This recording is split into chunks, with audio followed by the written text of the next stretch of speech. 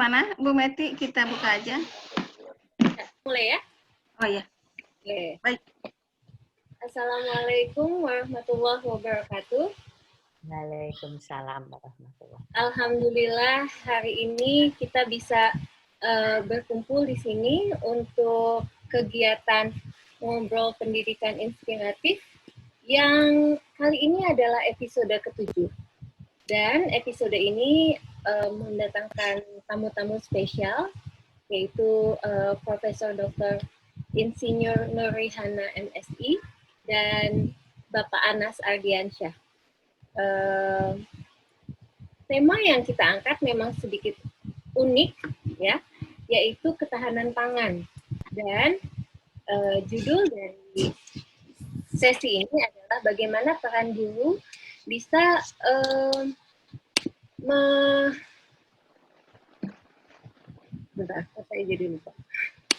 peran guru untuk meningkatkan ketahanan pangan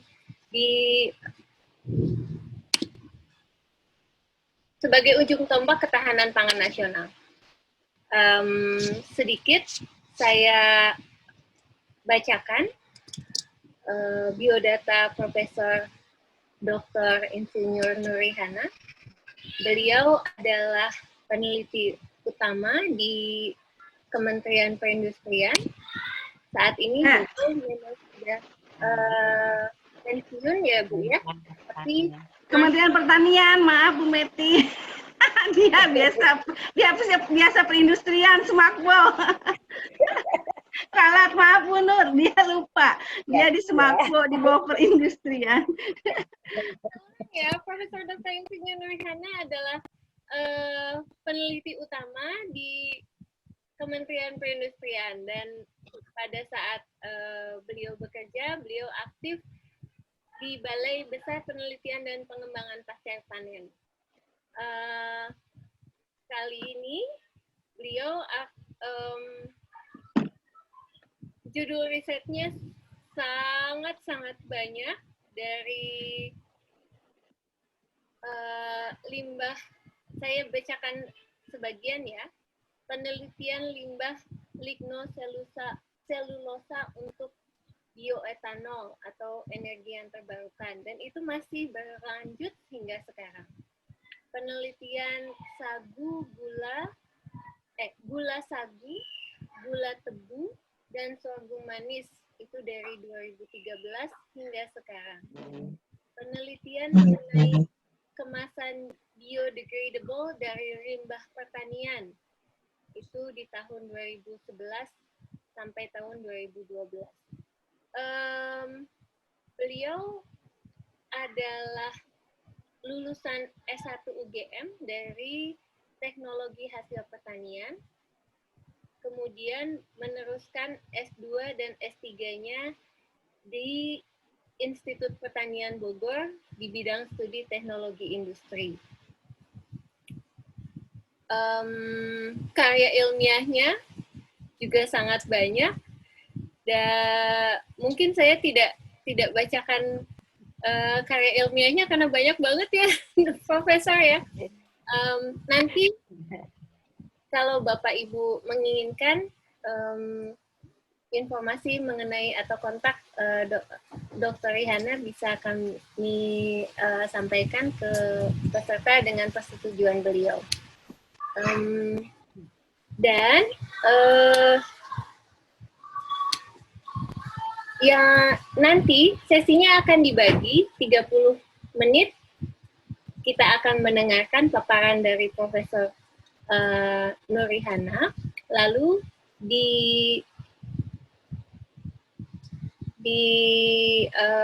lanjut dengan pertanyaan dari audiens. Setelah selesai, baru kita akan masuk ke sesi kedua.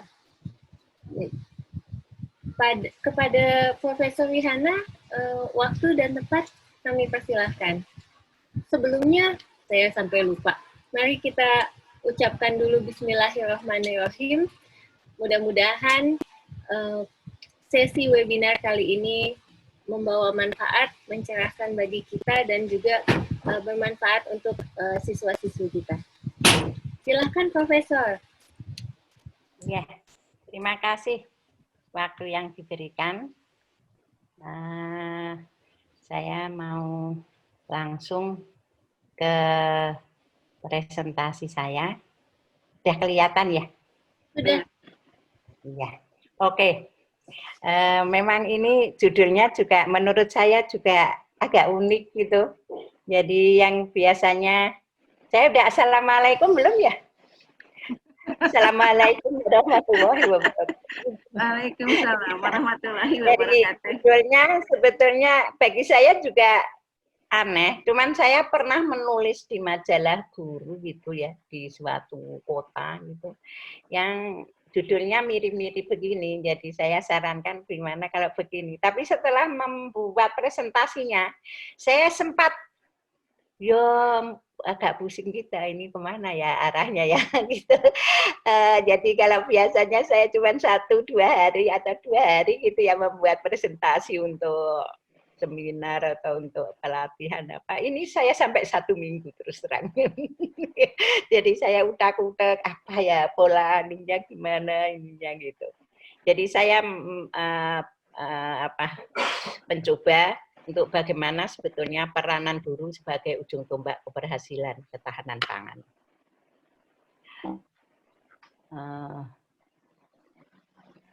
Saya mulai dari pendidikan, karena ya, pendidikan itu bertujuan untuk membekali manusia dengan kemampuan-kemampuan yang dibutuhkan dalam rangka mempertahankan kelangsungan hidup. Dari mulai kita lahir, kita sudah dididik dari lingkungan. Bagaimana cara berjalan, bagaimana cara bicara, gitu ya. Nah, itu yang jadi pendidikan itu dari mulai kita lahir sampai tua kita masih perlu pendidikan. Negara Indonesia memasukkan pasal tentang pendidikan ke dalam konstitusi negara dalam Undang-Undang Dasar 45.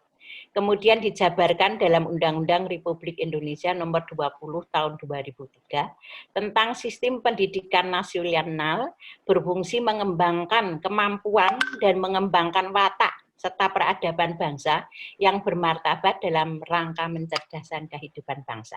Nah, ini termasuk bagaimana ketahanan pangan, karena ketahanan pangan itu pengaruhnya besar terhadap negara. Nah, pendidikan dapat diperoleh dari pendidikan keluarga pertama ya, pendidikan keluarga di rumah tangga gitu, terutama pendidikan dari orang tua.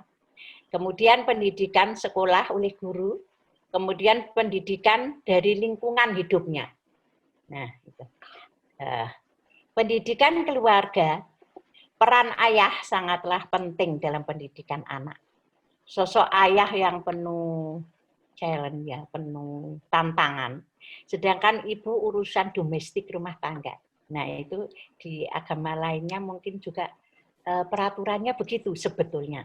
Nah, jadi ayah itu merupakan sosok yang harus dibanggakan.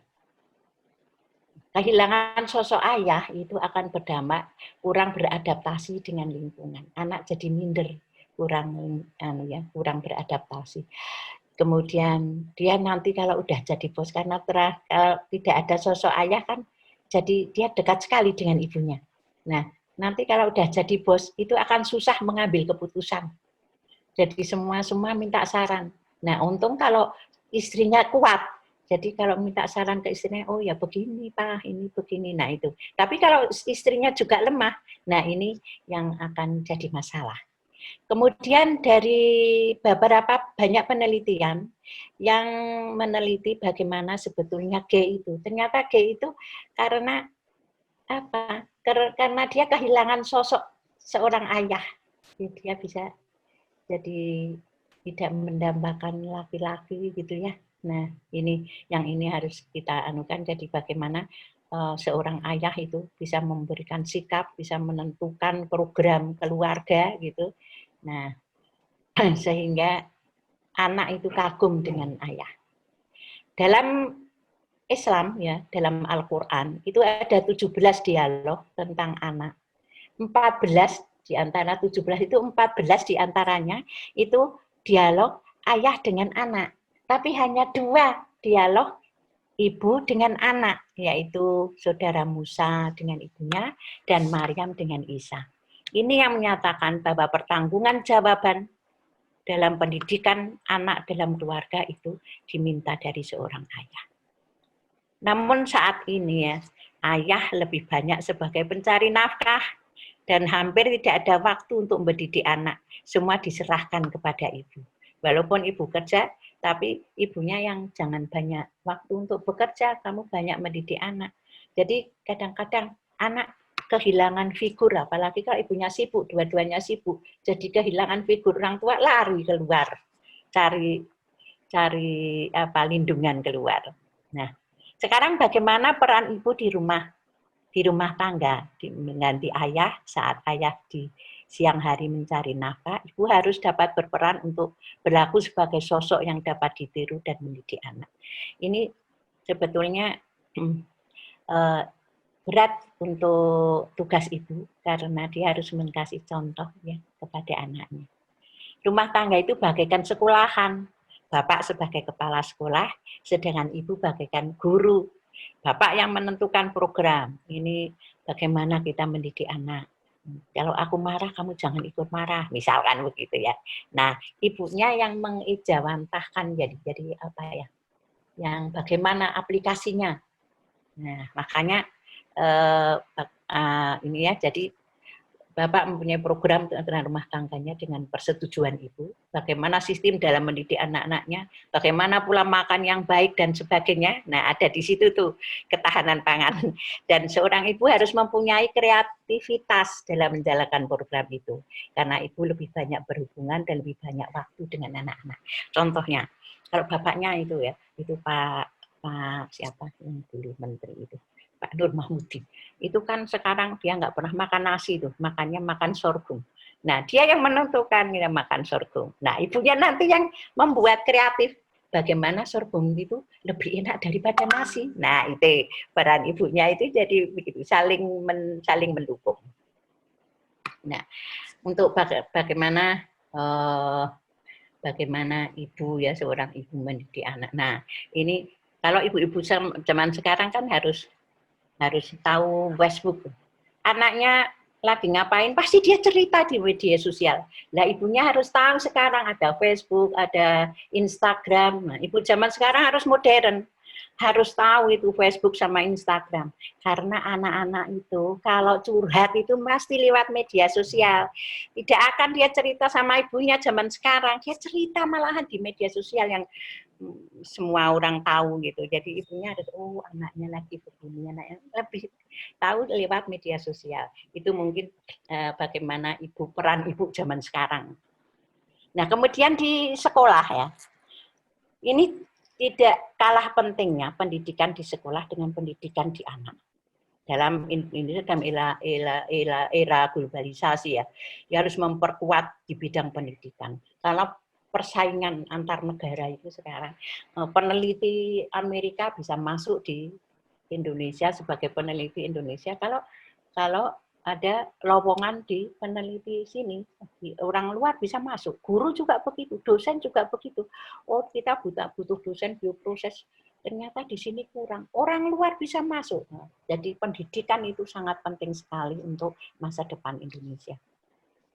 Pendidikan sekolah berperan dalam proses pembentukan karakter anak. Jadi mulai awal, ya, pendidikan di sekolah itu sangat penting. Terlebih lagi terhadap aspek potensi yang anak itu dimiliki. Jadi bagaimana guru bisa membuat anak yang pintar tapi terarah. Jadi misalkan ada anak yang pintar IT, oh dia bisa ngobrak-abrik, oh dia bisa program-program lain. Nah, itu diarahkan, sebetulnya anak ini pintar, tapi harus dididik bagaimana dia memanfaatkan keahliannya itu yang bermanfaat bagi kemaslahatan anak. Orang tua harus lebih bijak dalam mencari sekolah buat anaknya, karena pendidikan dini sejak anak masuk TK akan mendasari pola pikir anak ke depan. Nah, ini pola pikir ini yang bagaimana saya menyatakan bahwa bisa jadi ujung tombak, karena dia akan membuat pola pikir anak itu yang paling berat, mindset itu lebih awal lebih bagus. Dengan pola pikir yang bagus lebih awal, maka itu akan kedepannya akan lebih bagus. Yang lebih unik, bahwa apa yang dikatakan guru sering lebih didengar dibanding dengan orang tua. Misalkan di rumah, Bu, Mah, kalau Bu Guru bilang begini loh, Mah, jangan begitu, Mah. Kata Bu Guru begini, kata Bu Guru begini. Nah, kadang-kadang itu uniknya itu. Malah guru itu malah lebih lebih masuk gitu, apa karena dia takut nilai jelek apa ya dasarnya, tapi yang penting kata-kata guru itu selalu terekam dalam otaknya.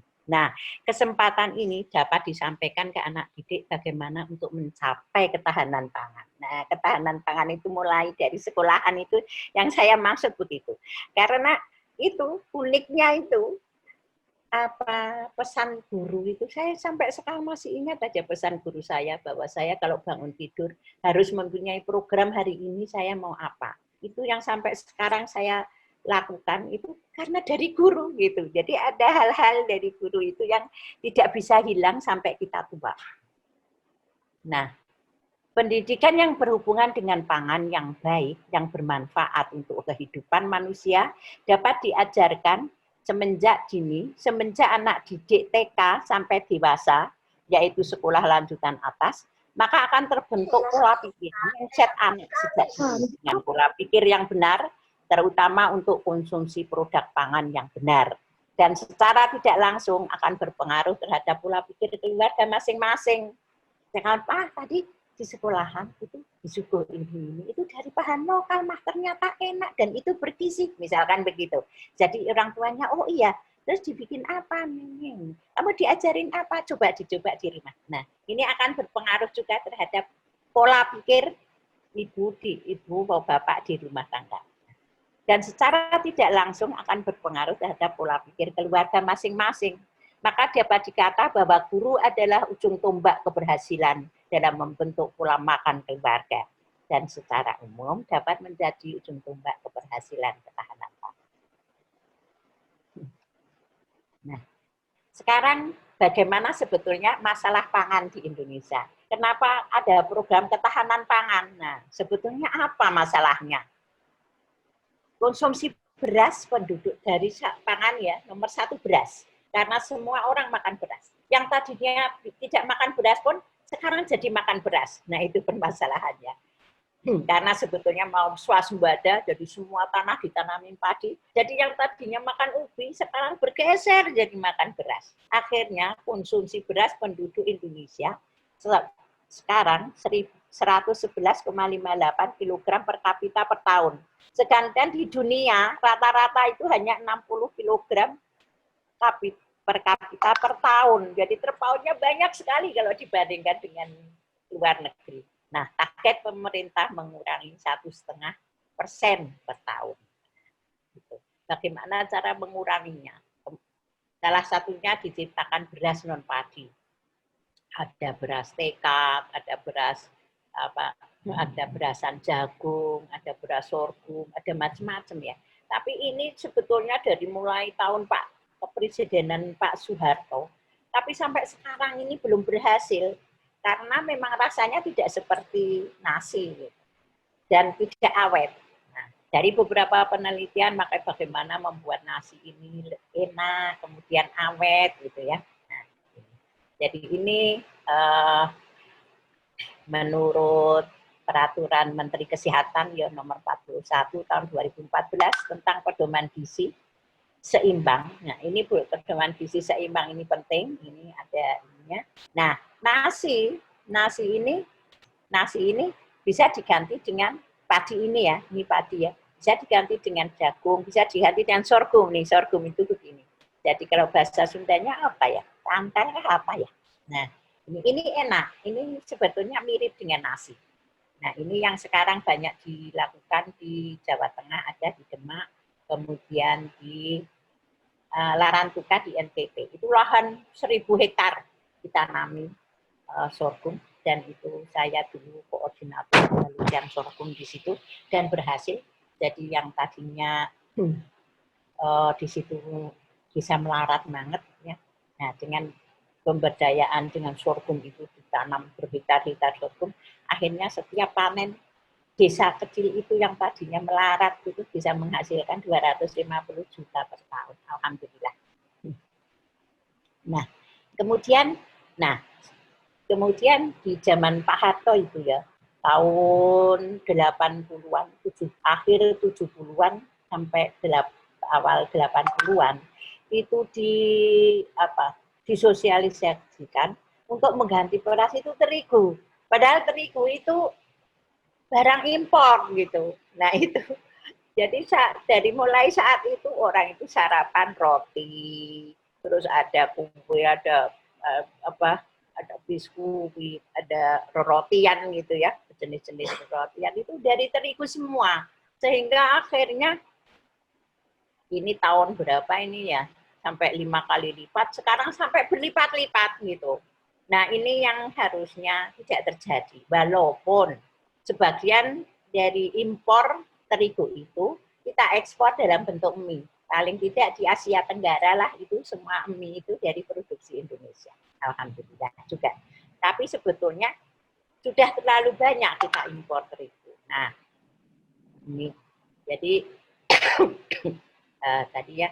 Jadi kita berusaha untuk bagaimana mengurangi ini dengan substitusi nanti kita anukan tayangan berikut. Kemudian yang impor lagi gula.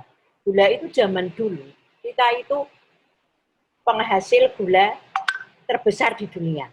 Kita ekspor gula itu terbesar di dunia. Sekarang kebalik, kita impor gula terbesar di dunia. Mungkin ya baru mulai tahun belakangan ini kita hampir terbesar di dunia.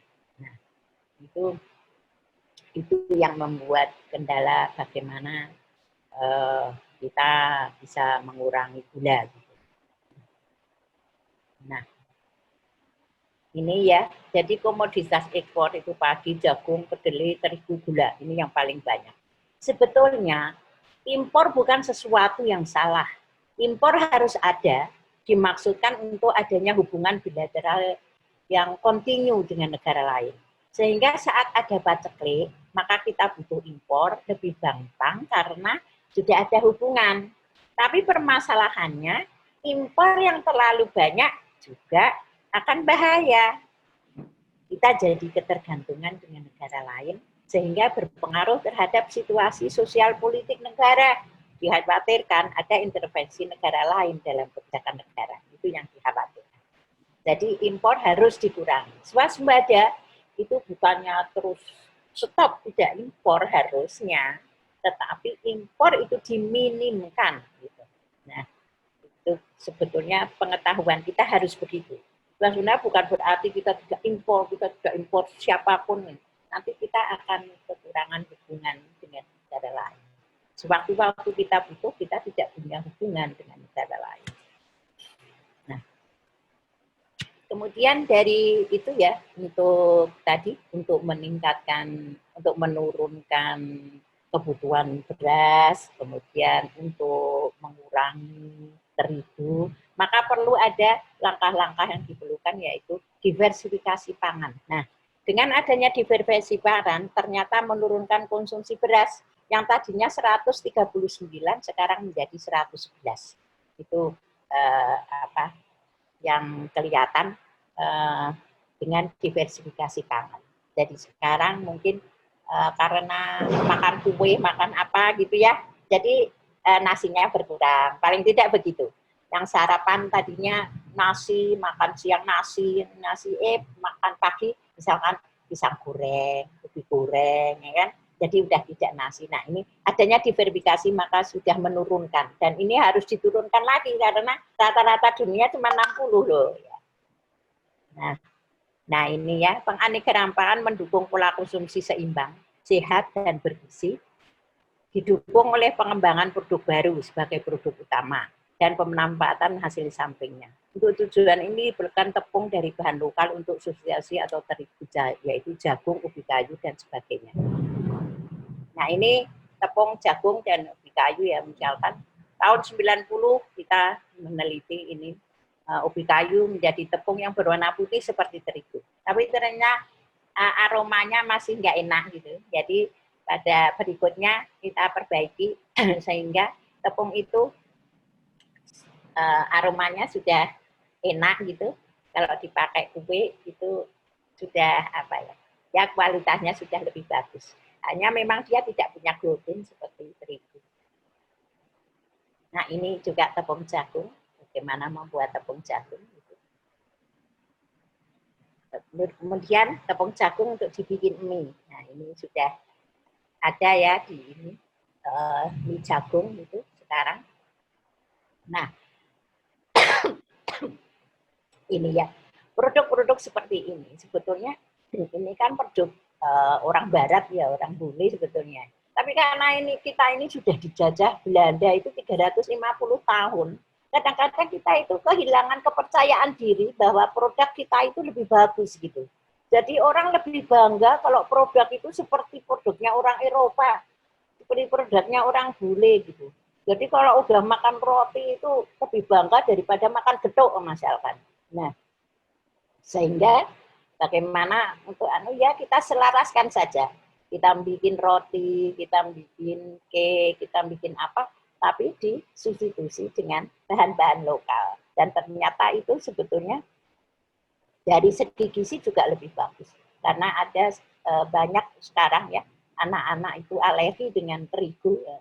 Ini maka itu jalannya bisa menggunakan bahan-bahan lokal sehingga kalau bahan lokal itu laku untuk substitusi terigu, maka itu akan memberdayakan petani dan ketahanan pangan akan tercapai itu sebetulnya. Oke, walaupun kita sudah dipengaruhi bahwa pizza itu lebih bagus daripada makanan Indonesia ya, padahal pizza apa itu kan makanan Belanda itu ya, makanan bule gitu ya.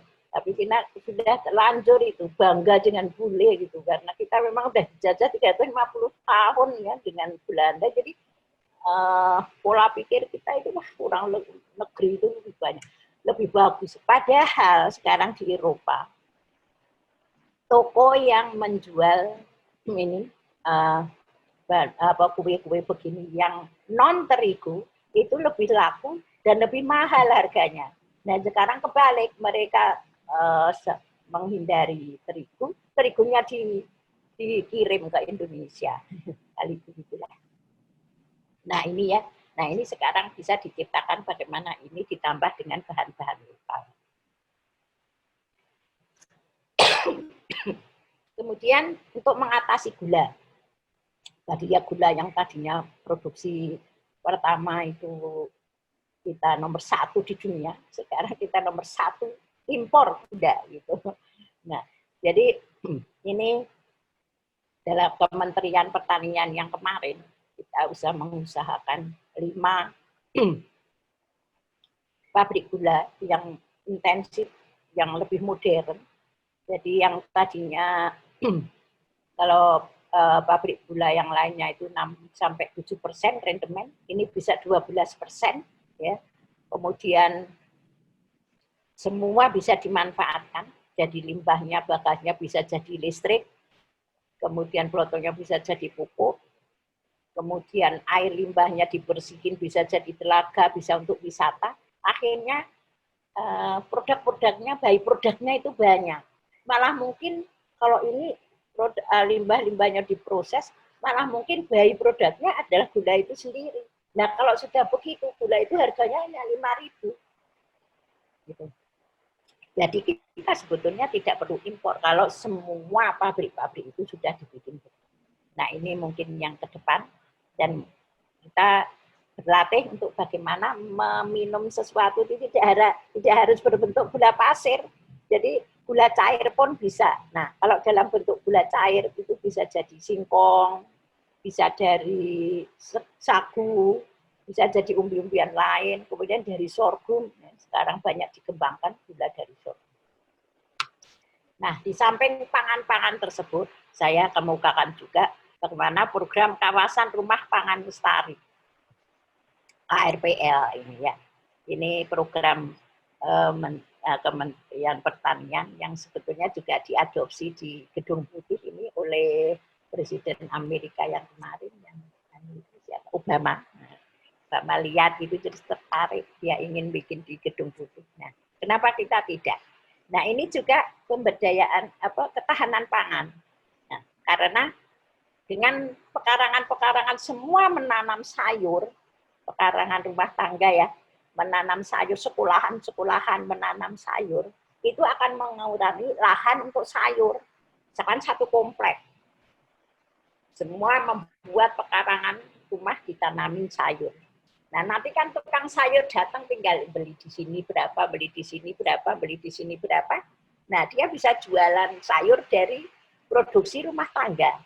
Nah, ini akhirnya kan akan mengurangi pekarangan tanah, luas lahan yang tadinya ditanamin sayur, bisa ditanamin untuk jenis pangan lainnya. Nah, ini ya. Jadi ini asik, apalagi sekarang pandemi, jadi banyak ibu-ibu yang ngajarin anak-anaknya, ayo bertanam di pekarangan. Nah, ini sangat sangat cocok untuk masa pandemi sekarang ini. Nah, ini ya begini. Nah, nanti di sekolahan juga dididik untuk bagaimana mempercantik sekolahan itu ya dengan program ekstrakurikuler gitu ya.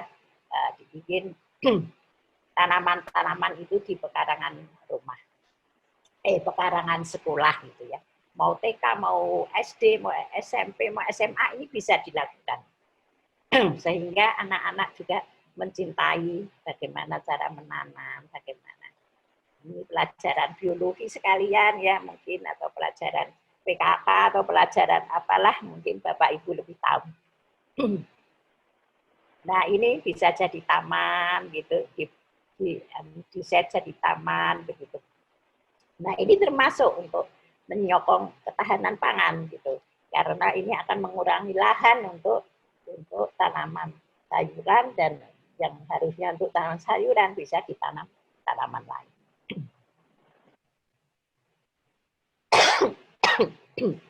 Beberapa hal yang dapat dilakukan dalam pendidikan sekolah sekarang.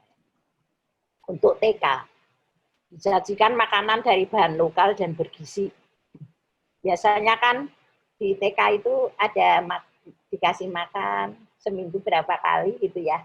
Misalnya itu bubur kacang hijau apa-apa. Nah, ini coba dibuat kantin itu pinter, ada seseorang yang pinter bikin dengan bahan lokal gitu. Nah, itu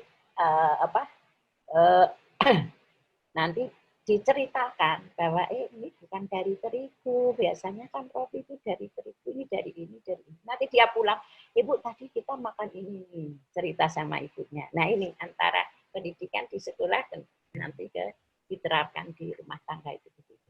Sosialisasikan sejak dini bahwa makanan dari bahan lokal lebih baik dan lebih bergizi.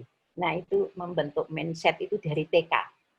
Kemudian dari SD, mengenalkan sedini mungkin makanan berbahan baku bahan lokal, walaupun bentuknya seperti produk masa kini, tidak harus getuk, tidak harus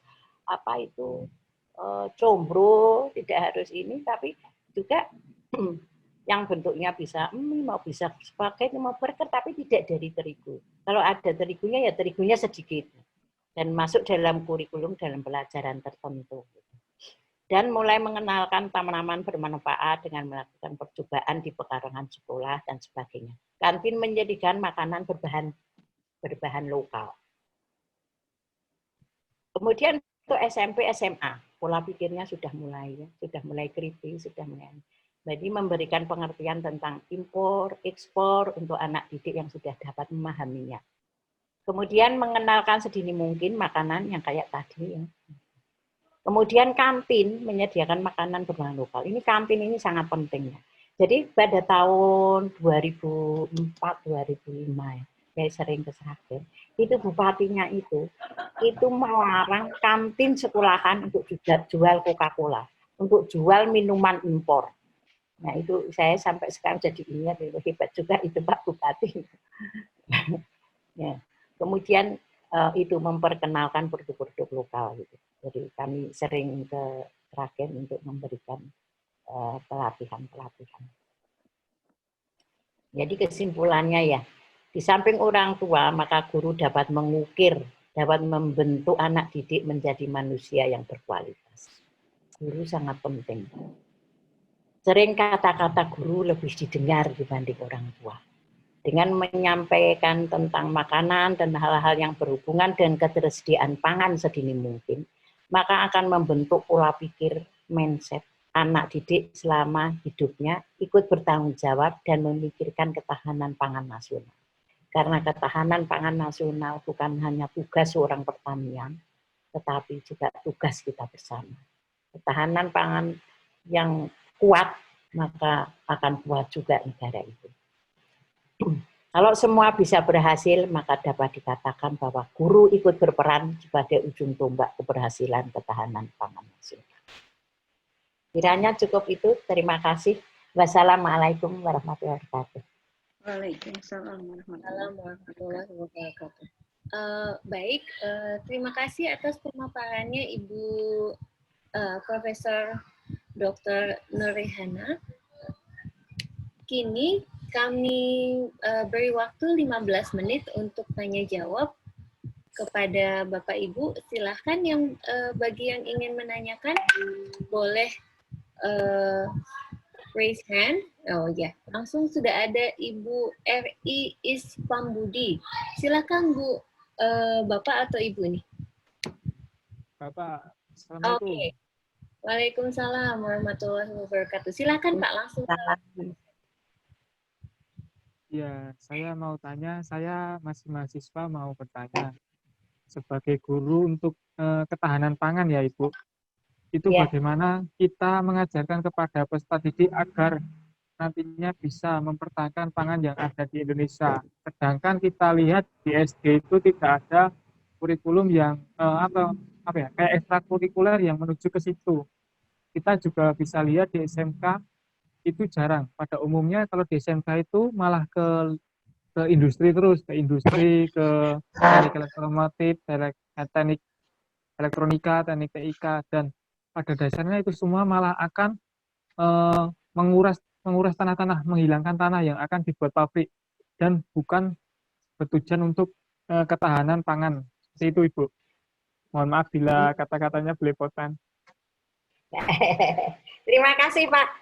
Ya, jadi justru itu sekarang teknologi pangan itu ibu-ibu itu bapak-bapak ibu guru itu perlu sekarang lebih mendalami tentang teknologi pangan. Misalkan industri, untuk industri ya. Yaitu ada industri elektronik, ada industri pangan gitu. Bagaimana membentuk industri pangan itu sehingga dia bisa menganukan bahan baku dari petani. Nah, itu kan termasuk ketahanan pangan. Jadi bagaimana membuat produksi pangan yang barangnya itu tidak ekspor semua, tidak impor semua gitu. Justru teknologi pangan yang memproduksi produksi pangan yang bisa diekspor dari bahan-bahan yang tidak impor. Nah, misalkan begitu. Nah, di pelajaran PKK misalkan masih ada yang enggak pelajaran PKK itu. Nah, itu mungkin bisa dianukan gitu. Jadi mungkin program-programnya gitu bisa, ini bisa masuk ini, bisa masuk. Sebetulnya masuk biologi aja udah bisa, masuk PKK juga bisa, masuk kurikulum. Nah, itu ya misalkan itu yang bisa industri, ada industri pangan gitu. Kan tadi ada ya industri elektronik, ada industri apa gitu ya. Itu ada industri pangan gitu. Jadi kan di balai kita itu ada pelatihan ya untuk semuanya, untuk free untuk banyak semuanya ya. Nah itu sebetulnya ibu bapak itu udah mulai gitu masuk ikut kursus ini terus nanti di aplikasinya di pelajaran apa gitu. Kalau bercocok tanam yang kayak tadi itu ya kegiatan dia bisa masuk di kurikuler, ekstrakurikuler gitu. Itu mungkin begitu atau bagaimana? Bisa terjawab? Ya terjawab untuk pengolahannya Ibu, bagus. Berarti nanti kita bangsa Indonesia sudah bisa mengolah bahan mentah yang ada di negeri ini. Tetapi sebagai seorang guru bagaimana kita mengajak peserta didik untuk mau mengolah sawah, mau menjadi petani, mau menjadi berkebun. Sedangkan masuk nggak Bu suaranya Bu? Iya masuk ya. Saya masuk. Jadi tidak harus jadi petani. Tapi bagaimana kita bisa mendukung ketahanan pangan? Tidak harus jadi petani, tapi kita bisa mengkonsumsi makanan yang tidak impor gitu aja. Misalkan ya, saya dulu pemakan mie, sekarang saya kurangi. Menantu saya itu melarang anaknya makan mie terus. Jadi kalau di rumah saya suka pengen praktisnya saja, saya bikinin mie. Saya pesen sama cucuku, jangan bilang mami ya, nanti dimarahin mami makan mie. Jadi misalkan begitulah, itu sudah mendukung ketahanan pangan. Ya, dan mie itu sekali-sekali, jangan tiap hari gitu misalkan.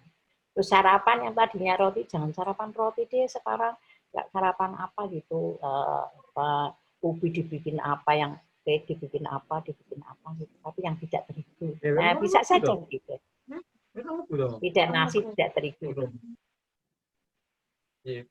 Nah, itu masuk di mana ya? Sebetulnya ada itu diselip-selipkan di mana gitu ada. Misalkan cerita ekspor impor itu kan ada di ekonomi misalkan ya.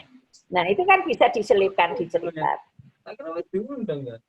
Ya, banyak pelajaran yang bisa diselip-selipkan tentang itu. Ya Bu, bagus Bu. Saya menangkap maksudnya, tapi saya lebih ke arahnya bagaimana menciptakan peserta didik yang kedepannya mau bertani. Kan sekarang peserta yang didik itu, sebentar Bu, saya lanjutkan ya Bu. Kan peserta sekarang itu ke arah anak milenial yang cita-citanya malah menjadi YouTuber, gamer, dan tidak ada ke arah pangannya, ke arah pangan. Kalau mendukung pasti mendukung, tapi kalau semua peserta didik kedepannya seperti itu, bakal tambah banyak pabrik di pedesaan, di tempat-tempat, dan akhirnya di pedesaan itu akan bertumbuh pabrik yang menyebabkan tanah tidak subur lagi. Terus bagaimana kita mencintai lingkungan kita kalau sedangkan negara ini tidak bisa memproduksi sendiri. Pada akhirnya kita nanti akan mengimpor dari luar negeri. Dan ini sudah terjadi. Negeri yang agraris sudah menjadi negeri yang pengimpor. Bahkan bisa disebut pengimpor terbanyak. Bisa dibilang kemarin kita kekurangan beras juga, Ibu. Kalau tidak salah saya dengar di berita.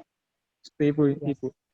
Ya, padahal semua sudah suruh nanam beras, sebetulnya di sana ada, di sini ada. Nah, itu kan sebetulnya masih bau-bau alam lah itu, mungkin ada nggak tahu itu. Tapi yang kalau saya orang pertanian sebetulnya tahu bahwa di sana sebetulnya itu panen, di sini panen gitu. Tapi kenapa bisa kurang gitu ya, itu kan masih masalah. Panen itu banyak, tapi kenapa harus impor gitu? Itu makanya. Jadi sekarang sebetulnya mendidik anak, pertama bagaimana mempelajari geografi Indonesia ya sebetulnya ya. Kan sebetulnya yang paling cocok di negara kita kan negara agraris ya. Nah itu dari situ ditanamkan ke anak bahwa sebetulnya petani zaman nanti itu petani yang pintar, petani yang gagah. Sekarang kan sudah mulai itu IT masuk di petani. Kalau di daerah sini, ini saya mau nanam ini, tinggal SMS, oh ini harus begini, begini, begini. Sudah modern semua. Nah, apalagi nanti ke depan, yang punya IT coba kamu misalkan membuat drone, bagaimana drone untuk membuat menyemprot pestisida. Nah, yang begitu-begitu itu ditanamkan, tidak harus ada pelajaran khusus, tapi begitu-begitu itu ditanamkan ke murid, sehingga sebetulnya petani ke depan itu adalah petani yang elit itu, petani yang modern, milenial gitu. Nah, ini yang perlu ditanamkan ke anak. Didik para petani itu bukan sesuatu yang rendah gitu. Sekarang petani sekarang itu modern Pak, sarjana kalau saya survei ke lapangan itu. Ternyata yang penjual beras, mungkin beras dia sarjana, jadi omongannya udah lain gitu. Apa levelnya ini. Nah, dia ngajarin ke teman-temannya gitu. Jadi situasi nanti 5 tahun ke depan itu aja sudah berubah. Petani itu sudah pintar. Nah, itu selalu diajarkan ke anak murid dari suatu ketika dia jadi petani, dia bangga bahwa dia jadi petani. Nah, itu juga ketahanan pangan itu. Jadi banyak sekali peranan guru untuk ketahanan pangan. Membuat pola pikir itu yang paling penting, membuat pola pikir. Jadi diceritakan bahwa pangan itu ceritanya begini-begini dari awal. Jadi ini dia punya kesadaran nasionalisme yang tinggi, bagaimana mempertahankan pangan-pangan yang dia produksi sendiri. Kayak itu puisi Khalil Gibran, kasihan bangsa yang memakan terigu tanpa menanamnya. Gitu. Nah itu sebetulnya kita ini. Ibu, terima Nah kasih, itu Bu. yang perlu ditanamkan. Iya, sebetulnya bisa masuk di pelajaran apapun, cuman ditanamkan begitu bahwa semua bertanggung jawab dengan ketahanan pangan nasional. Karena kalau pangan nasional sudah tahan ya sudah hebat gitu, maka kita bisa berdikari, kita bisa merdeka yang memang betul-betul merdeka. Menarik sekali, Bu. Tadi Ibu memaparkan bahwa dalam ketahanan pangan itu tidak harus semua menjadi petani dan bahwa tiap siswa bisa digelitiklah interestnya terhadap pertanian, tidak hanya dari sisi menanam, tapi dari sisi IT-nya, dari sisi mereka membangun drone-nya dan hal-hal lain yang mungkin menarik bagi mereka, tapi bisa berkaitan atau bisa diterapkan dalam perspektif pertanian gitu ya Bu ya. Iya, iya. Baik.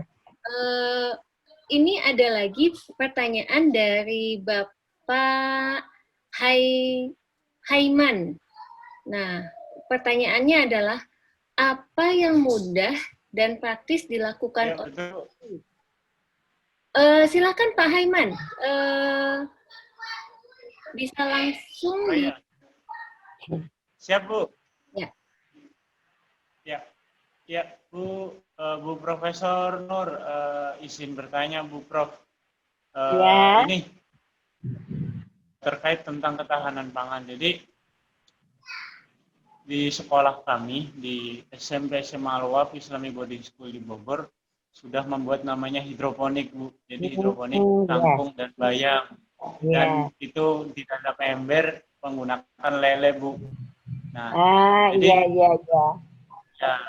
jadi masih menggunakan sederhana Bu. Jadi pertanyaan saya, apakah hal tersebut itu juga termasuk dari bagian dari ketahanan pangan?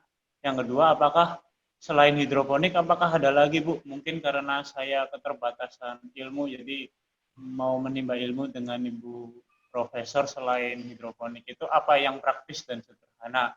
Terus yang ketiga, Ibu Prof, apakah ada modul ataupun ibarat untuk buku pegangan guru agar harapannya bisa ditularkan ke siswa selain yang kita tahu hidroponik yang sederhana ini, apakah ada lagi? Jadi mungkin itu sementara Bu pertanyaan dari saya Ibu. Terima kasih Bu Profesor.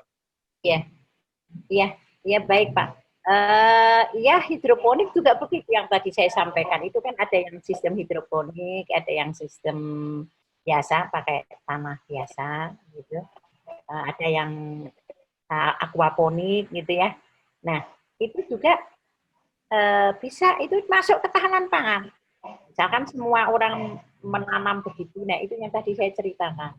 Dengan itu maka akan menghasilkan, bisa dijual, bisa dikomersialkan.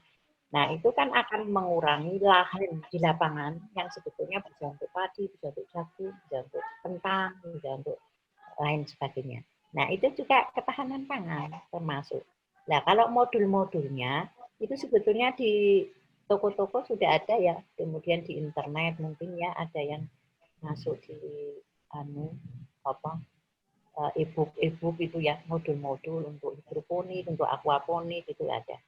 Ada juga yang itu yang di Gramedia, kalau enggak itu ada juga karangan pangan itu juga ada. Jadi banyak sebetulnya modul-modul. Nah bisa juga apalagi yang tinggal di Bogor ya, itu bisa berhubungan dengan Badan Litbang Pertanian gitu, masuk di mana dulu ya, misalkan di Balai Pasca Panen atau di Balai BPATP yang ada di Jalan apa itu ya, dekat Taman Rencana itu Lodaya. di Jalan Lodaya. Nah, itu ada balai BPAPT. Nah, itu di situ banyak informasi. Nanti Bapak terus diarahkan. Oh, kalau gitu mau Bapak mempelajari ini di balai ini. Bapak mempelajari ini di balai ini, gitu. Itu pusatnya, jadi nanti dia yang mengarahkan Bapak kemana. Atau di situ juga udah ada mungkin modul-modul itu banyak, Pak. Terus itu ada buku-buku untuk pandemi itu ya, bagaimana yang pangan yang sehat untuk pandemi juga ada di situ. Nah, itu buku-buku itu bisa nanti disampaikan ke murid-murid.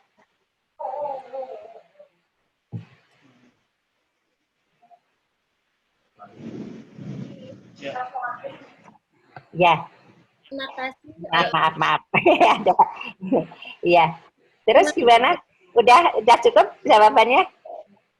Ya Bu Prof, satu lagi Bu Prof, bagaimana kadang kan mindsetnya anak-anak ini Bu Prof masih ibarat ketika jarak jauh di rumah, jadi kan ibarat masih kurang ya Bu Prof.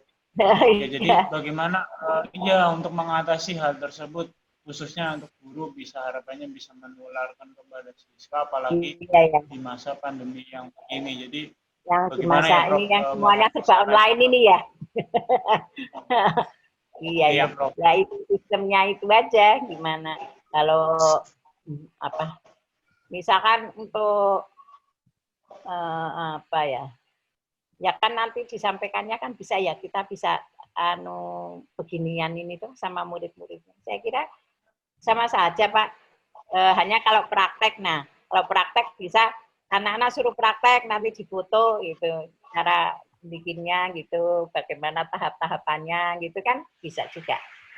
Mungkin ada jalan lah untuk kalau untuk itu. Oh iya. Yang paling penting ya, prinsipnya, apa yang harus disampaikan ke siswa. Ya. Ibu, apakah ada ini ya putus-putus di kementerian yang tersebut nggak Bu? Barangkali bisa sekolah kami ataupun guru-guru yang ada di Bogor ataupun dari lainnya bisa mengikuti program tersebut ataupun riset. Nah, pelatihan itu selalu ada, dan dalam masa pandemi itu juga pelatihannya online. Jadi kayak begini ini nanti daftar gitu lewat Zoom gitu ya. Nanti pelatihannya kayak gitu. Nanti kalau ada pas pelatihan penelitian nanti saya sampaikan ke Bu Suharsih mungkin ya. Nanti Bu Suharsih yang siap Bu. Ya. Itu bagus karena nanti jadi ada bahan untuk menyampaikan ke siswa, ke anak didik. Pak Haiman. Jadi maksud saya bahwa sekarang guru itu bagaimana mulai mengetahui teknologi pangan, ketahanan pangan gitu, untuk dimasukkan di pelajaran apa aja mungkin yang Bapak Ibu lebih tahu ya, ini masuk mana. Yang penting itu membuat pola pikir dari mulai TK itu sudah dipikir bahwa impor belum tentu yang terbaik. Iya. Sesuatu yang teknologi maupun apa yang dari luar. Ya, siap Profesor, terima kasih banyak. Iya, itu kan jiwa nasionalisme itu ya yang kita tanam dari mulai sedini. Terima kasih Pak Haiman atas. Siap Bu Profesor. Ya, terima kasih Bu Profesor. Kayaknya kok masih banyak ini pertanyaan. Bagaimana caranya? Sepertinya untuk pertanyaan yang selanjutnya ini akan terjawab oleh pemaparan dari Pak Anas Ardiansyah. Karena Pak Anas ini guru di Sekolah Alam Bogor dan beliau akan memaparkan bagaimana caranya Sekolah Alam Bogor memasukkan ini, mengintegrasikan ini ke dalam kurikulum yang mereka buat di sekolah. Nah, ini bagaimana kalau saya mohon maaf banget kalau saya undur diri awal. Tidak apa-apa. Tidak apa-apa Ibu. Ya, ini kok ada tamu juga. Iya.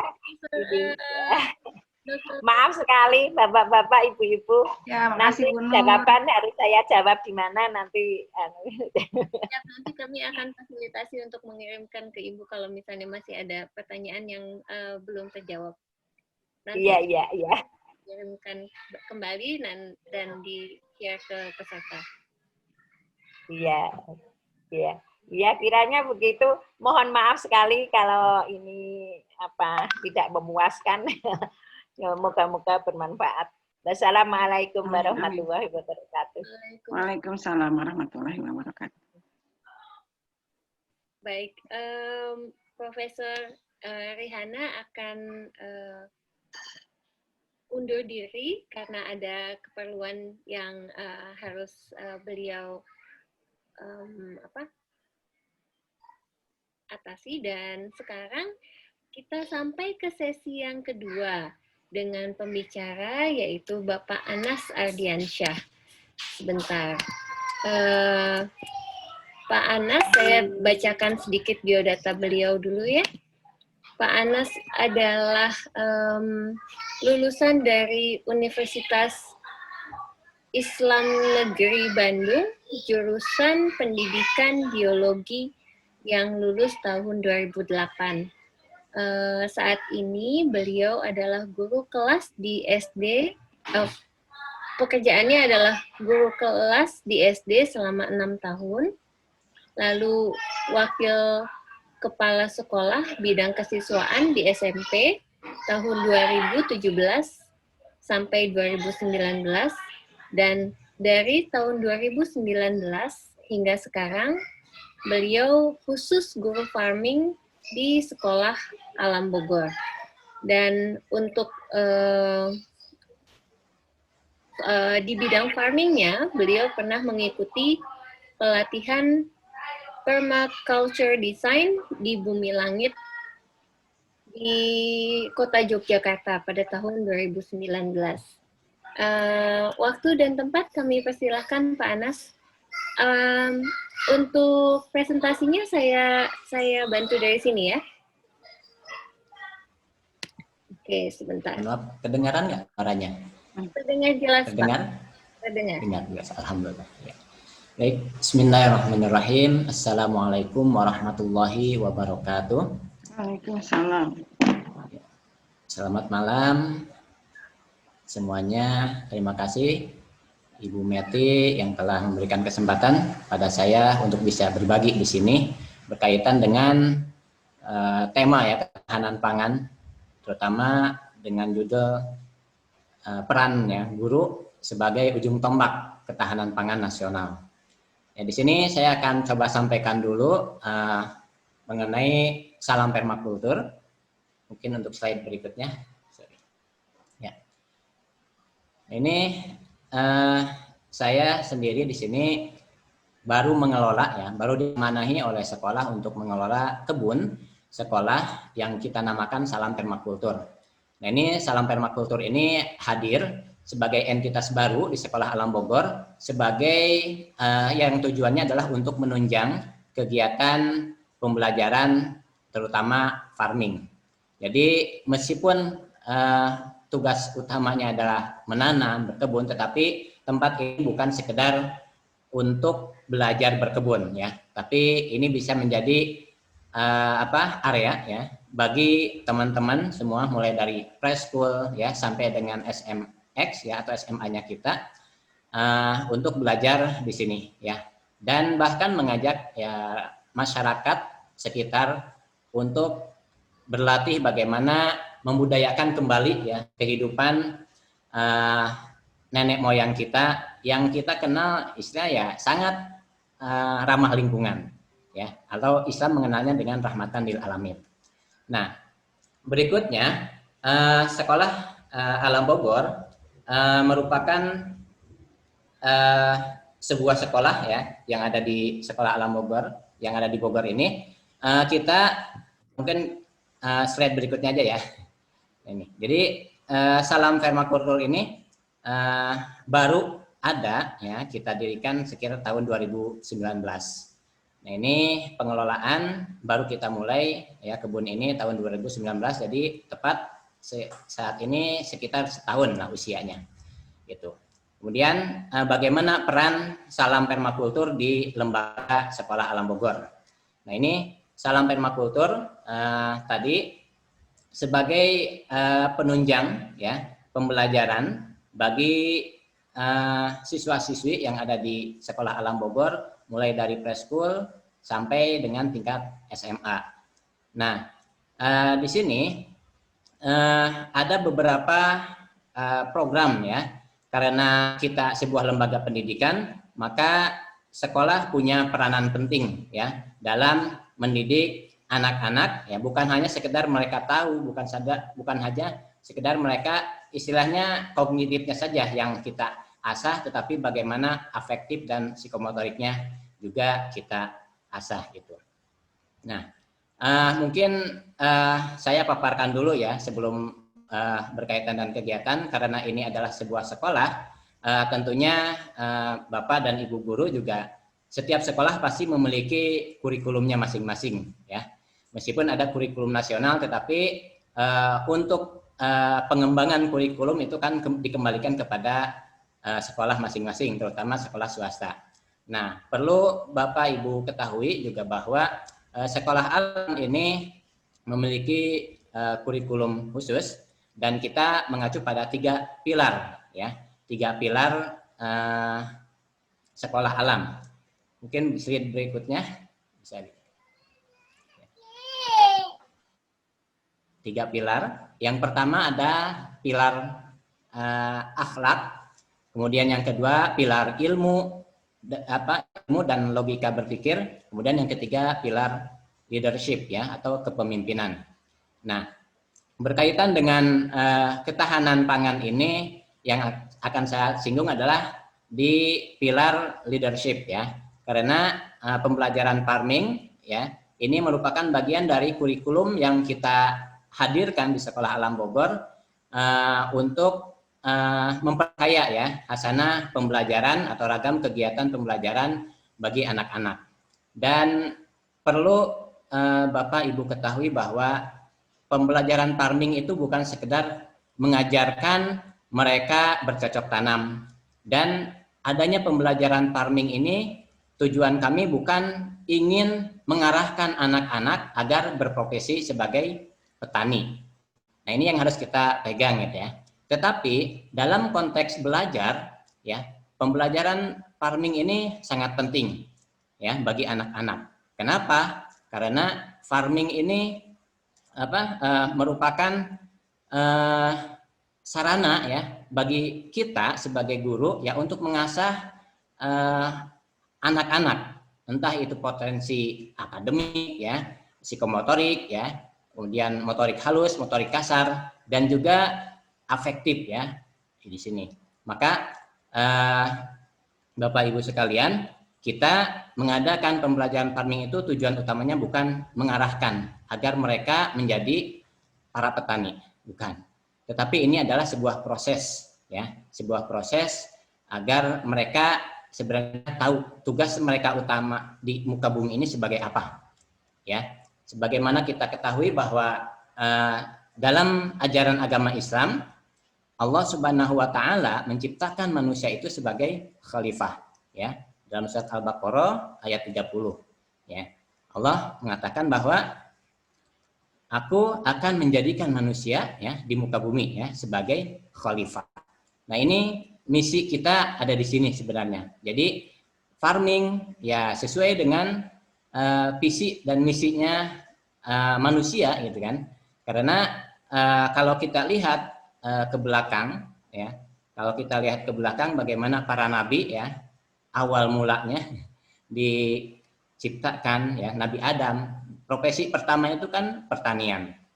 Nah, ini mungkin ini tadi 3 pilar kurikulum ya yang ada di Sekolah Alam Bogor, pilar akhlak, ilmu dan logika, leadership. Lanjut saja Bu, berikutnya ya. Nah, kemudian kita kan tinggal di alam ya, tadi sebagai khalifah fil ardh. Nah, bagaimana kita memandang alam? Alam bagi kita adalah sebagai ruang belajar, ruang kelas. Jadi kelas itu bukan sebatas ada dinding ya yang menyekat tiap-tiap level ya, kelas 1, kelas 2. Tetapi bagi kami alam itu adalah ruang belajarnya anak-anak.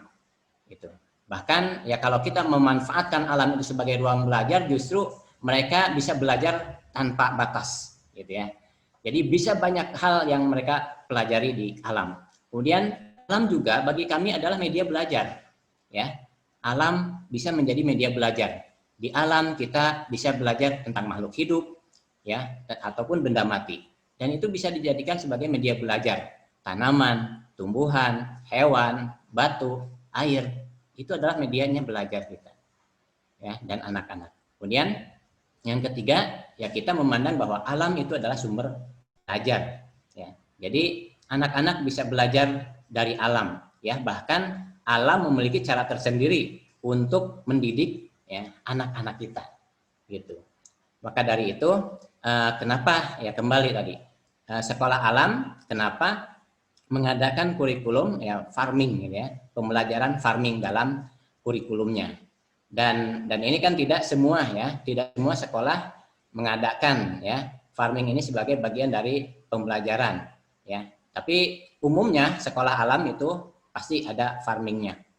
Nah kemudian kalau kita lihat kurikulum sekarang, ya, waktu kurikulum KTSP, kemudian kurikulum yang sebelumnya itu kan ada pelajaran muatan lokal ya PLH. Nah sekarang yang adanya K13 itu kan tidak ada ya. Nah maka mungkin ini bisa menjadi kajian tersendiri, apakah kurikulum farming ini mesti ya atau penting kehadirannya untuk diadakan di setiap sekolah. Ke slide berikutnya. Nah, salam permakultur tadi ya, karena ini bagian dari entitas Sekolah Alam Bogor. Salam permakultur ini hadir ya ditujukan tadi untuk sebagai ruang tumbuhnya anak-anak ya, sebagai ruang tumbuhnya anak-anak agar ya mereka tadi banyak ragam kegiatan yang bisa mereka eksplor ya. Kemudian ya kita saat ini coba mencanangkan program Farm to Table, kemudian sekeluarga berkebun. Nah ini terutama di pandemi ini ya, ketika kita mulai rame-rame isu ketahanan pangan. Nah alhamdulillah karena memang kita sudah dari awal mengadakan program farming, dengan adanya pandemi ini bagi kami ya tidak terlalu risau gitu ya. Justru bagaimana kami mensiasati ya, agar program pembelajaran farming ini juga bisa dilakukan. Maka kami coba keluarkan program sekeluarga berkebun gitu. Nah ini kalau kita lihat foto-fotonya gitu ya. Nah ini tadi kan dengan Farm to Table. Nah ini gambar ini kan foto pertama ya. Nah ini anak-anak diajarkan bagaimana berproses gitu ya. Jadi dengan pelajaran farming ini yang kita ajarkan adalah bagaimana proses ya, bukan bagaimana jadi petaninya sebenarnya, tapi proses. Bahwa kita dalam kehidupan ini butuh proses ya. Kita mau sukses butuh kerja keras ya, butuh usaha, butuh keringat gitu ya.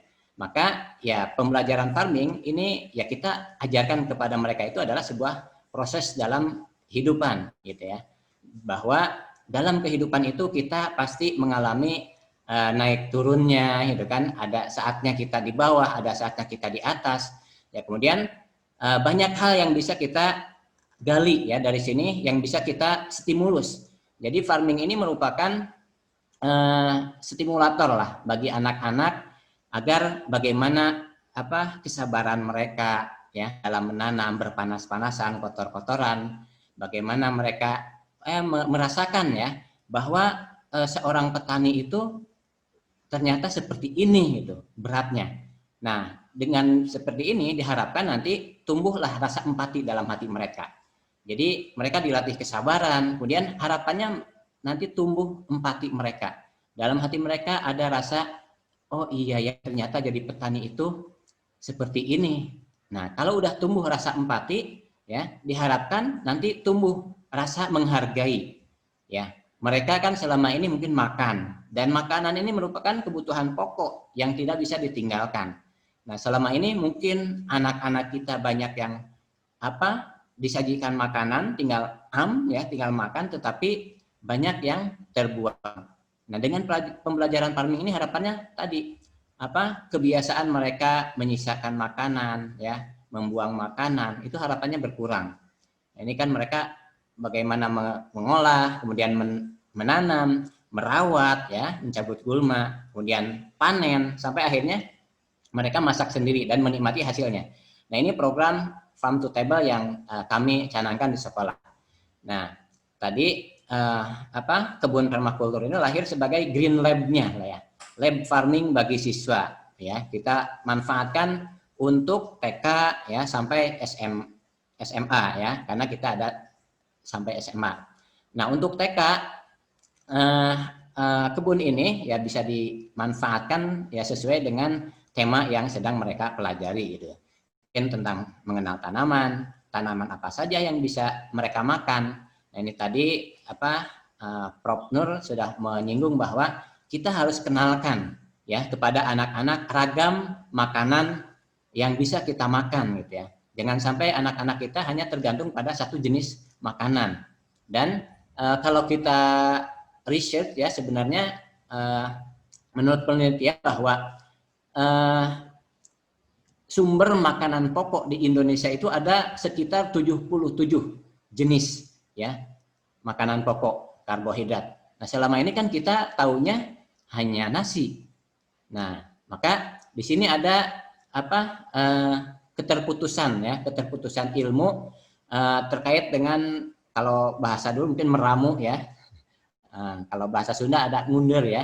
Nah, ilmu berkaitan dengan makanan pokok yang mungkin dulu nenek moyang kita sudah melakukan ya. Beragam jenis makanan itu sudah banyak gitu ya. Banyak jenis makanan yang bisa kita makan. Nah, itu tidak sampai ke anak cucu ya. Tidak turun gitu ilmunya.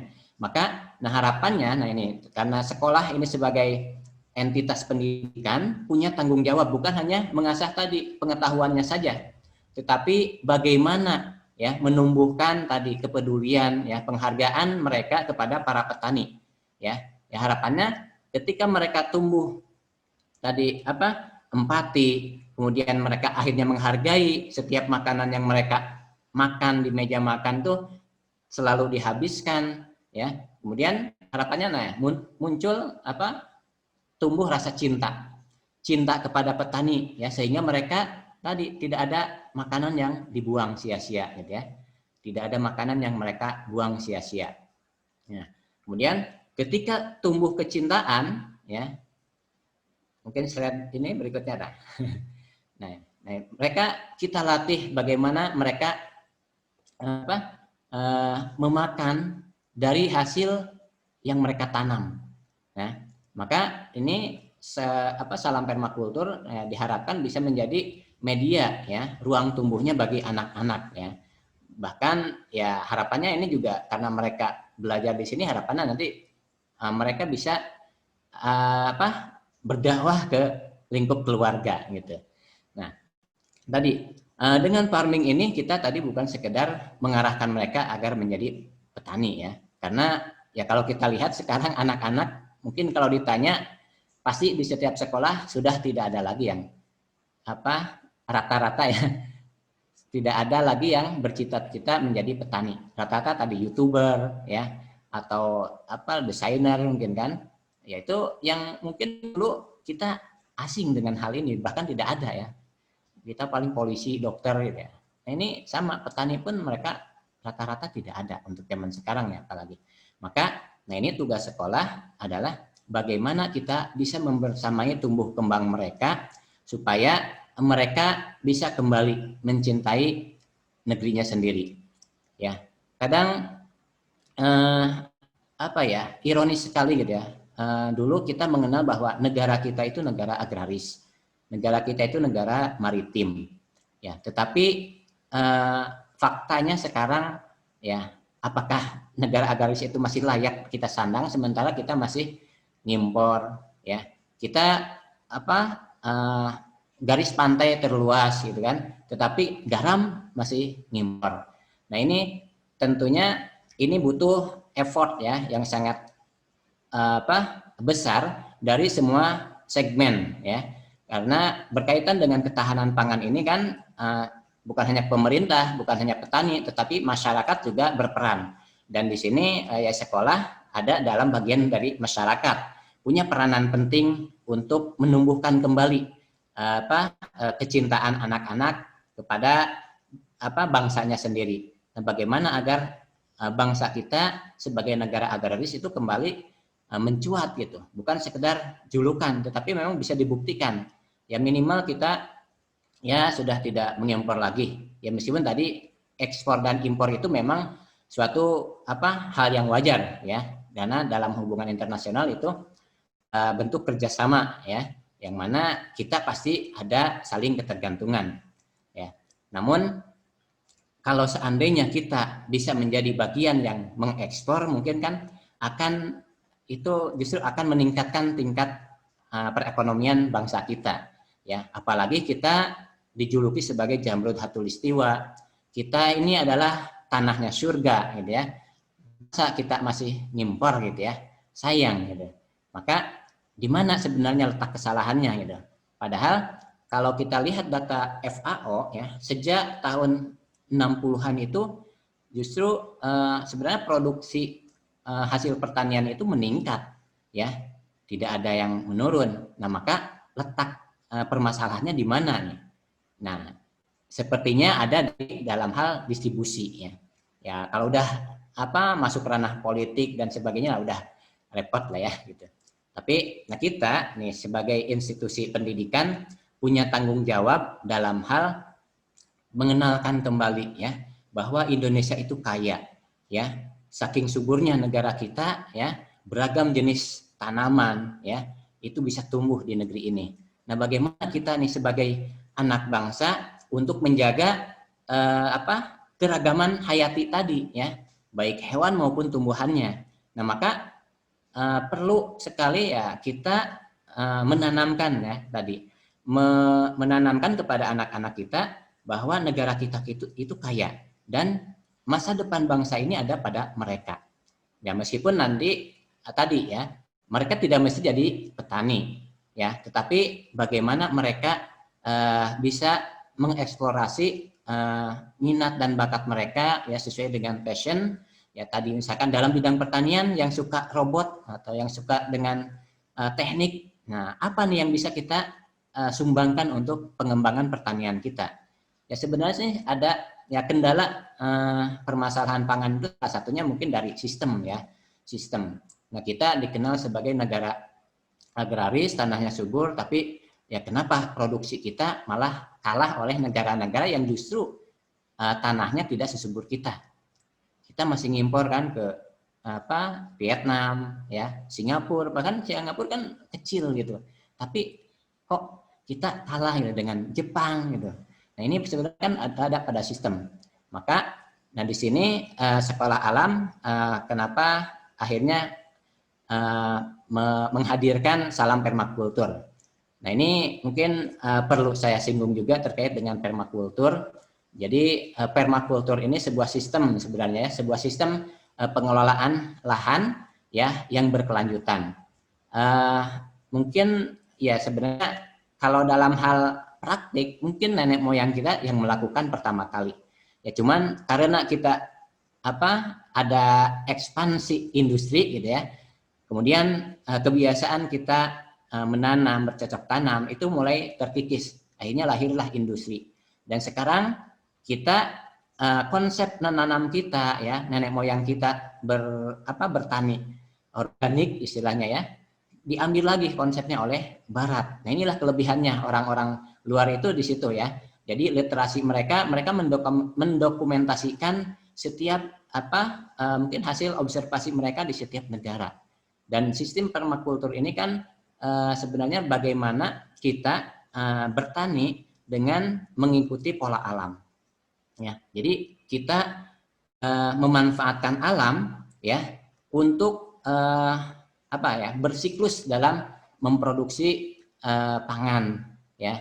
Jadi dalam permakultur ini mulai dari pupuk ya, pupuk itu kita olah dari sampah-sampah organik atau sisa-sisa dari panen kita ya untuk dijadikan pupuk. Kita sama sekali tidak menggunakan pestisida ya. Karena ya kita tahu bahwa pestisida kemudian urea ya bahan-bahan kimia itu ya memang secara ya ini kan pasaran industri ya. Secara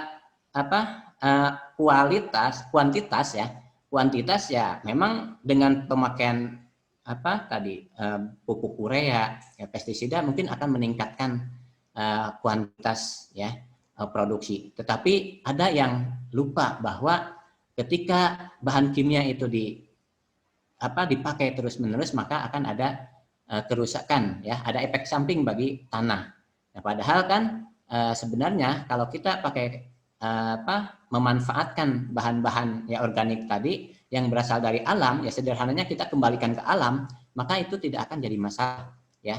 Sampah-sampah organik itu kita kelola kemudian kita kembalikan ke alam untuk dijadikan pupuk ya dan itu akan membantu mengurangi pencemaran lingkungan itu.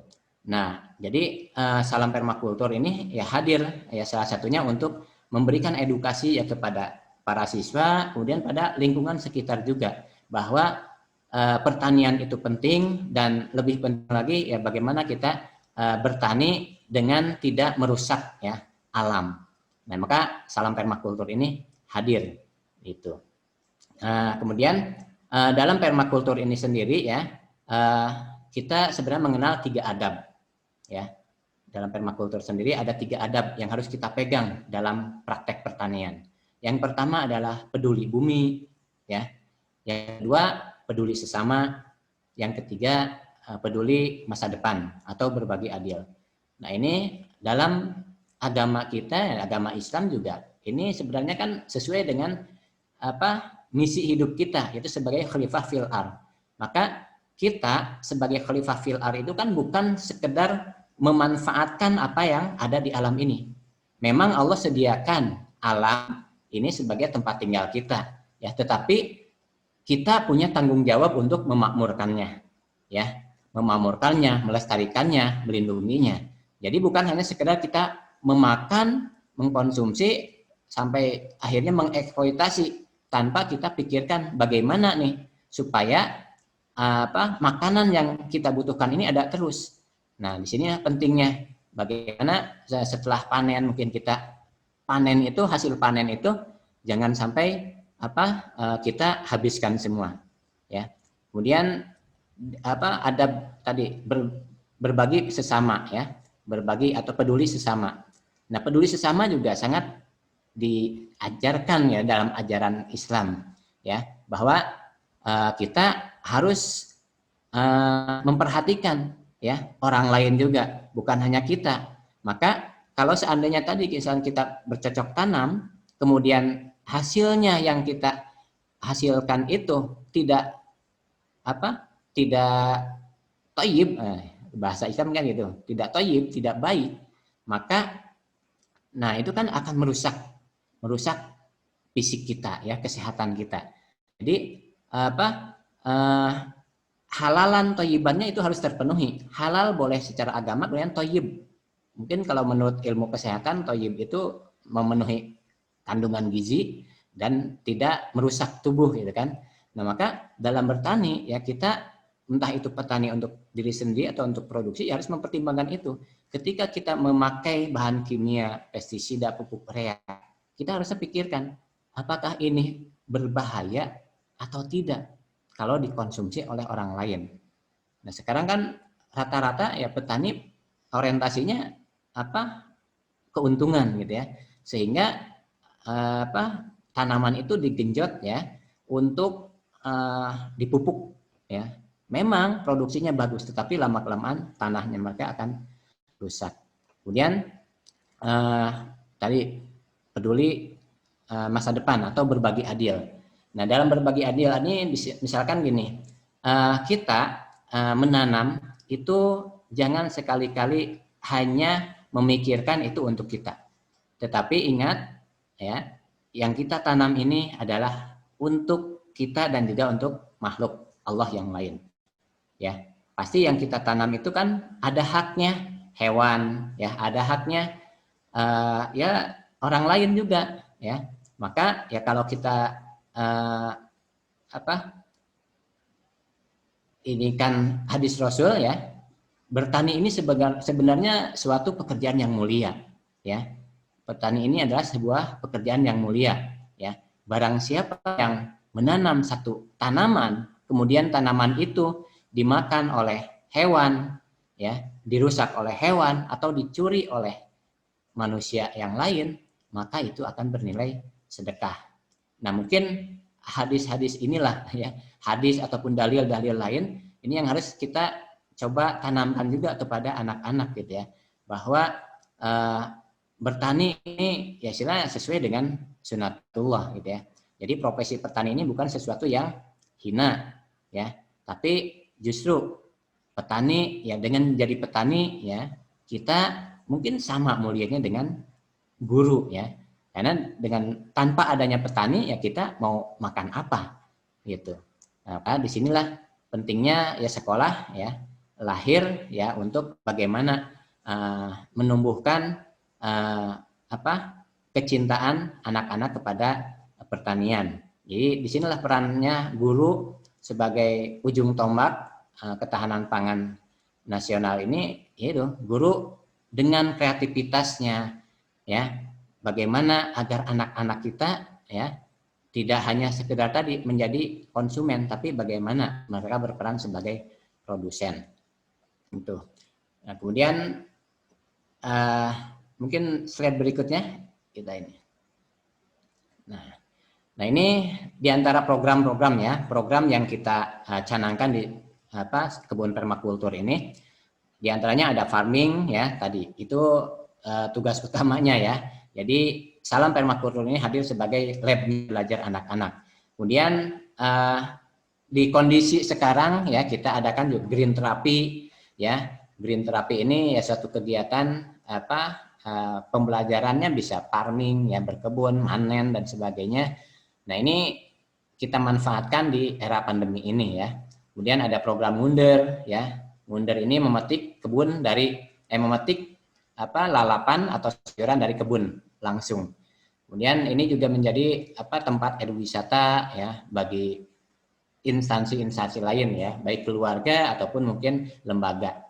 Kemudian Salam Permakultur ini juga lahir ya untuk memfasilitasi tadi anak-anak yang mungkin ingin ya menggeluti pertanian, maka kita menerima magang ya. Bahkan ya kita kan di program, mulai dari program SD itu ada program magang. Dan magang ini tadi perlu diketahui bahwa magang bukan berarti kita ingin mereka menjadi pegawai gitu ya, tetapi mengajarkan proses gitu ya. Nah, mulai dari SD ya kelas 6 kita sudah adakan magang. Nah, ini di antara gambar-gambar ini ya contohnya ya magang. Nah, itu kelas 6 SD sudah mulai magang, dan kemarin kita sudah melakukan 1 kali ya karena kita baru setahun. Dan alhamdulillah dengan magang ini kan ya anak-anak belajar proses tadi ya. Dan kemudian SMP ya selain ada pembelajaran farming juga ada program magang profesi. Nah, di SMP ini kan tingkatan tujuan ya kitanya adalah menggali minat dan bakat anak-anak. Jadi harapannya sudah SMP itu mereka tahu ya dirinya itu punya minat di mana.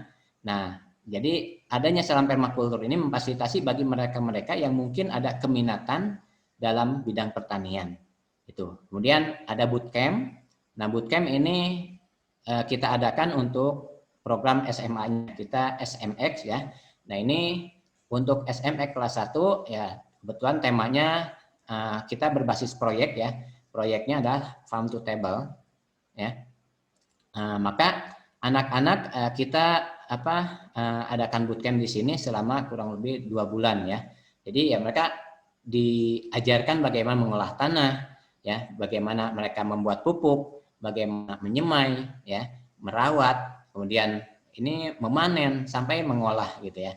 Nah, ini. Jadi harapannya dengan adanya program-program ini tadi ya ini bisa memfasilitasi anak-anak ya, siswa-siswi kami untuk mengasah ya minat dan bakatnya gitu. Kemudian mungkin di slide berikutnya. Nah ini tadi ya. Jadi farming tadi bukan sekedar mengajarkan mereka bercocok tanam, tapi di situ ada nilai kesabaran, empati, menghargai, tumbuhlah rasa mencintai. Kalau udah tumbuh rasa cinta, akhirnya peduli, ya. Nah harapannya dengan munculnya rasa peduli kan mereka nanti akan beraksi gitu ya. Aksinya ya minimal tadi kalau dalam konteks ketahanan pangan ini kan bukan nggak mesti mereka itu harus jadi petani, tetapi bagaimana kan intinya semua elemen masyarakat ini bisa makan, itu kan intinya. Maka kita memiliki petani, maka minimal aksi yang paling rendah itu adalah membeli hasil petani di sekitar kita atau warung terdekat kita. Itu. Jadi itu aksi yang paling rendah. Ya, kemudian meningkat lagi harapannya mereka punya aksi yang lebih tinggi ya. Kalau udah dewasa nanti mungkin mereka mengorganisasi, mengajak. Yuk kita adakan gerakan, misalkan mungkin sekarang ramai-ramai kan, yuk beli produk tetangga kita ya, sesama kita, produk dalam negeri. Nah ini kan salah satu upaya ya dari pemerintah ya, dari pemerintah untuk bagaimana agar kita itu bisa menjaga ketahanan pangan ya. Jadi tadi ketahanan pangan itu bukan sekedar kita bisa memakan hasil yang kita tanam ya, tetapi bagaimana seluruh elemen masyarakat yang ada di sekitar itu bisa menikmati ya makanan. Nah, petani ya kita bukan petani ya beli gitu ya. Kemudian yang lebih tinggi lagi tadi sebagai organisasi ya terjun langsung jadi petani ya. Kemudian yang paling tinggi lagi adalah jadi petani dan juga memberdayakan. Itu merupakan aksi yang lebih tinggi ya dari gerakan ya bagaimana agar ya ketahanan pangan nasional itu bisa tercapai. Jadi perlu semua bergerak gitu ya. Bukan hanya tadi pemerintah, ya pemerintah mengeluarkan kebijakan, ya petani gitu kan, tapi masyarakat juga berperan penting dalam menjaga ketahanan pangan nasional ini. Gitu. Kemudian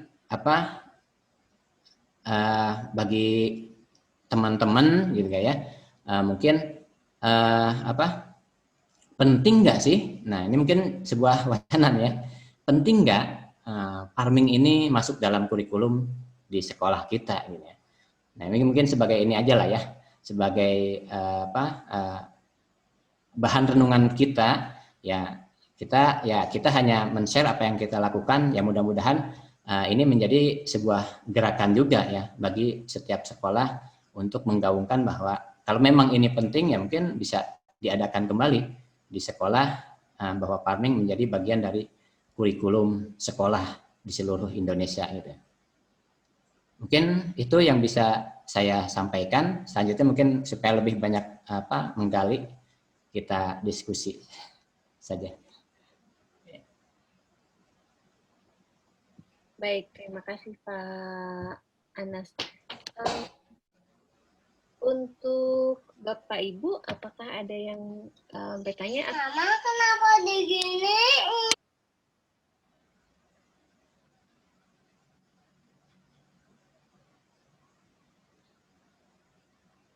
Untuk Bapak Ibu, apakah ada yang ada pertanyaan? Atau mungkin saya yang bertanya ya Pak ya.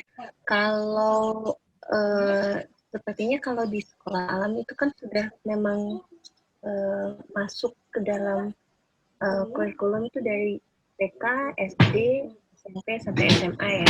Nah, untuk sekolah-sekolah negeri atau sekolah-sekolah umum yang ingin, mohon maaf ini, yang ingin juga mengenalkan kepada anak-anak didiknya, kira-kira tips apa yang bisa dilakukan guru sebagai individu ke anak-anak didiknya?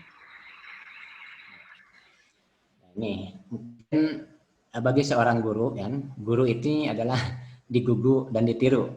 Nah ini yang harus kita pegang. Ya, berarti kan untuk menumbuhkan kecintaan kepada anak-anak mengenai misalkan farming ya atau berkebun, ya berarti kan ya guru harus memulai gitu ya, melakukan kegiatan farming ya. Bahkan ya ini kan kalau udah menjadi contoh ya, teladan tadi. Jadi kan kita ngajak juga istilahnya nggak ngawang-ngawang gitu. Toh ibu juga melakukan gitu. Jadi ya ini penting sekali berarti setiap guru memberikan contoh ya. Karena kan ya anak-anak kan bisa gitu. Disuruh ini kan ibu juga gak ngelakuin gitu kan. Nah ini maka penting guru sebagai qudwah, nah ini harus memberikan contoh terlebih dahulu gitu. Karena saya yakin bahwa berkebun ini bisa dilakukan oleh semua orang ya. Karena tadi ini sesuai dengan fitrah penciptaan manusia ya. Karena dan ini juga profesi pertama yang ada di alam ini kan, Nabi Adam, kemudian Kabil dan Habil itu kan petani juga. Kemudian dalam hadis juga kan Allah tidak mengutus satu rasul pun ya kecuali mereka adalah sebagai penggembala. Itu kan bertani juga ya. Jadi bertani ini kan ruang lingkupnya bukan hanya nanam ya tadi. Beternak itu bagian dari farming ya, pertanian. Jadi ya penting sekali karena ini guru ya temanya apalagi peran guru sebagai ujung tombak. Nah, berarti yuk teman-teman di sini, teman-teman guru kita memulai ya tergantung lah istilahnya tergantung dengan kemampuan kita. Tadi gak mesti lahan-lahan yang luas. Ya kita nggak punya lahan misalkan rumahnya sudah ditanami paving block. Ya kita gantilah sekarang ya. Atau misalkan udah nggak ada lahan sama sekali, ya rooftop juga bisa. Dan kita bisa memanfaatkan barang-barang bekas ya. Mungkin ya teman-teman bisa cek mungkin di IG Sekolah Alam Bogor atau mungkin websitenya ada beberapa video tutorial tentang berkebun ya. Jadi berkebun tidak mesti dari lahan yang luas. Jadi yang sempit dulu ya. Kecil. Baik Pak, saya jadi ingat hype sekarang adalah urban farming ya Pak ya. Tidak berkebun di lahan yang luas. Ada pertanyaan dari Bukania. Silakan Bukania, boleh silakan mic-nya dinyalakan.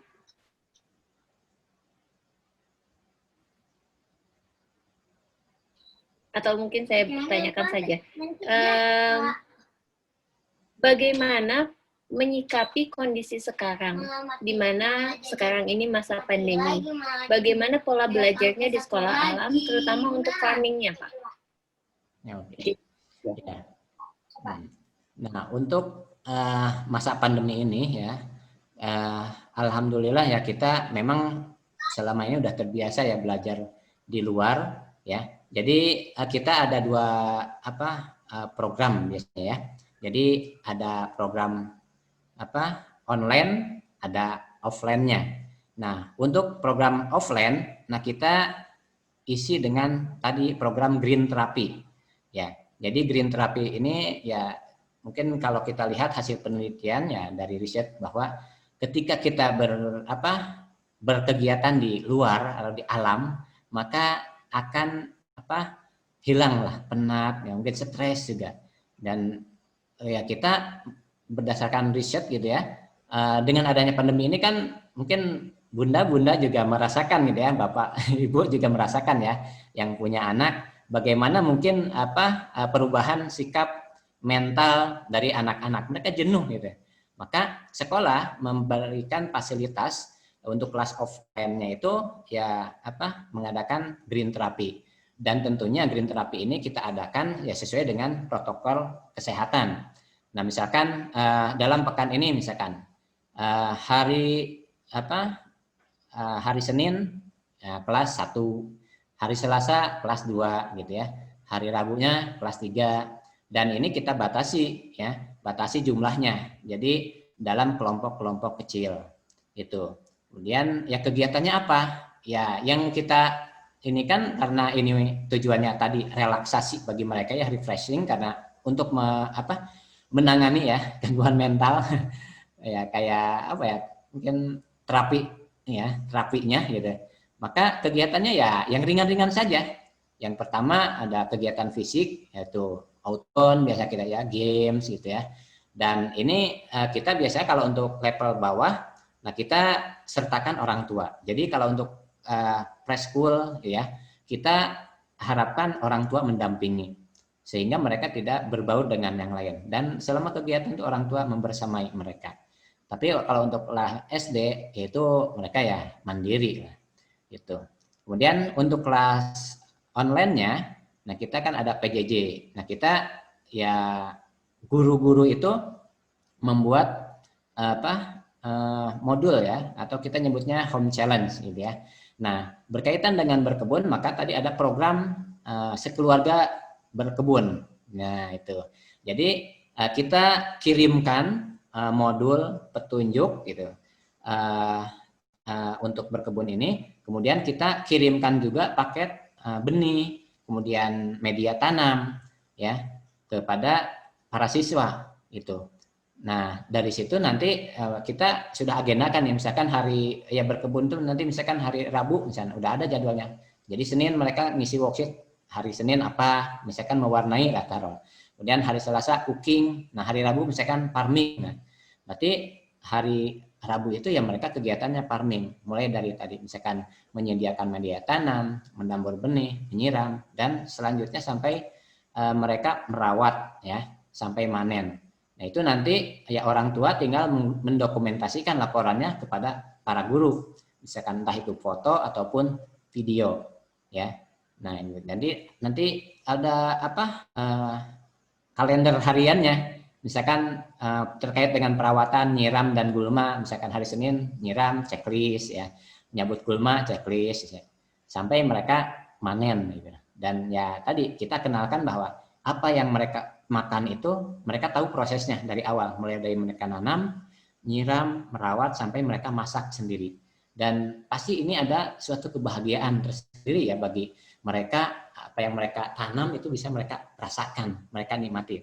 Dan mereka mungkin akan lebih yakin bahwa mereka, karena mereka yang melakukan prosesnya, tidak ada bahan kimia yang mereka pakai misalkan, maka udah pasti tuh kesehatannya terjamin. Dan itu yang kita harapkan kepada anak-anak juga, bahwa setiap yang mereka makan itu harapannya mereka tahu hulunya. Maka salam permakultur lahir di sini.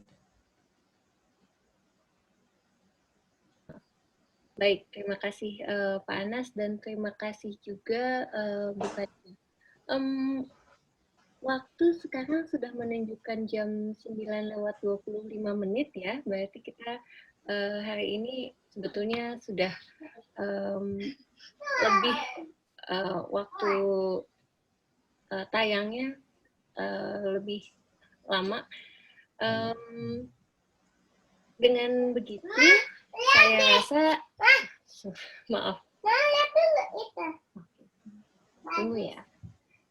Dengan begitu saya rasa harus segera kami tutup